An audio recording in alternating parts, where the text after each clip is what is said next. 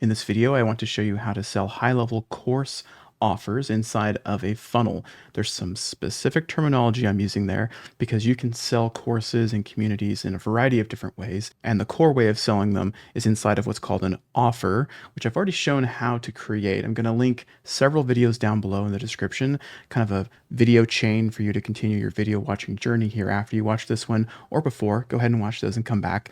And I want to show you how you can focus on just selling the offers inside of a funnel so that you can build and customize a funnel however you want it to look, however you want it to play out, rather than using the built-in default offer sales pages, which I still think are great. I show those and talk about those in the video that I'm putting down below.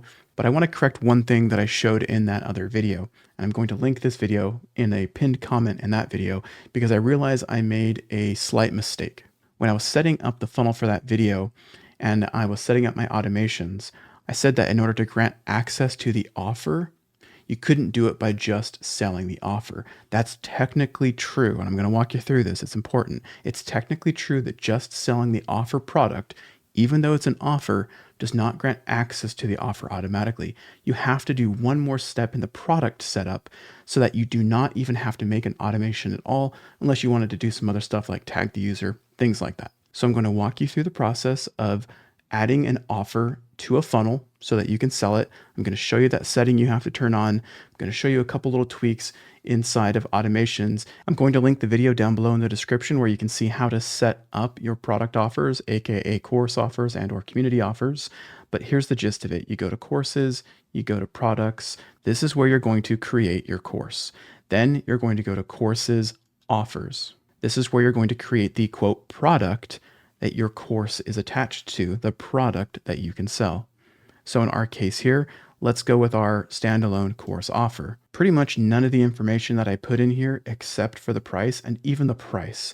None of this matters except for the name. Why? Because in a funnel, none of this is going to show. If you're going to use the built-in checkout here in the upper right that I show in that other video, yes, pretty much all of this matters. For what I'm going to show you, none of this, but the title truly matters. Now here's that setting that I didn't show in the other video, the one that makes it so that you don't have to take some extra steps in an automation. We're going to go to payments, then we're going to go to products. We're going to find the product that was made with our offer that we created. Here it is, our standalone course. You can see it's automatically tied to a membership and it's the price that we set.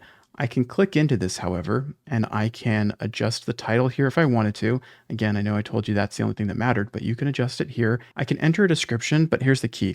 I don't want to include this in my online store, which means this description really doesn't get used. The setting that we're looking for is under pricing. Here's that price that we set up in the offer. You can add another price, so you can technically have, I think, as many prices as you want for a single offer product. And then you can choose which one gets sold in a funnel. So if you had like a promotional sales funnel, maybe for $400 instead of $500, you could add another price.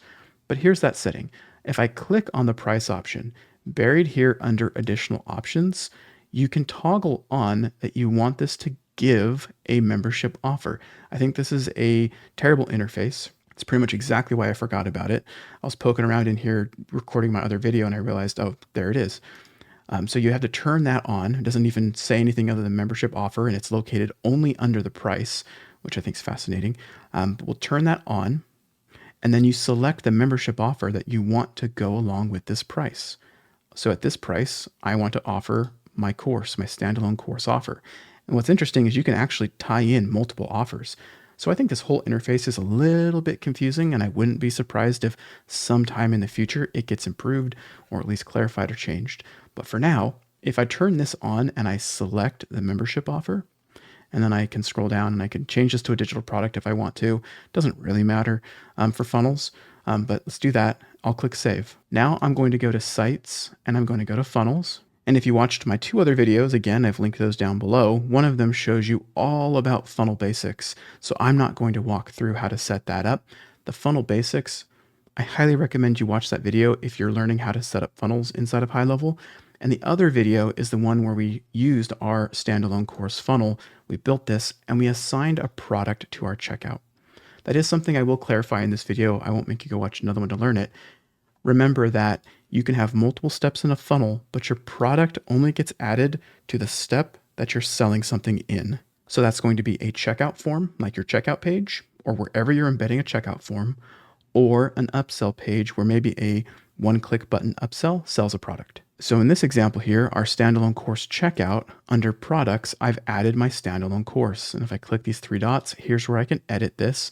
But notice that that toggle for the membership offer is nowhere to be found. You can only do it where we set it up under payments. Now with that set up, when this gets purchased, the customer is going to get access to our offer and whatever course we've added into it. So going back to our membership course offers, remember that here in our standalone course offer, we chose to include the standalone course. We can add multiple courses under one offer. We start with a single one, but we can add more. So this could also work for a bundle. And don't forget, even products that you're using as an upsell. So inside of our funnel, let's say we set up an upsell, which I show you how to do in my funnel basics video. Even when you set up an upsell, if that upsell product, in this case, let's go to our payments here and go to products. Let's say that our funnel basics product was our upsell.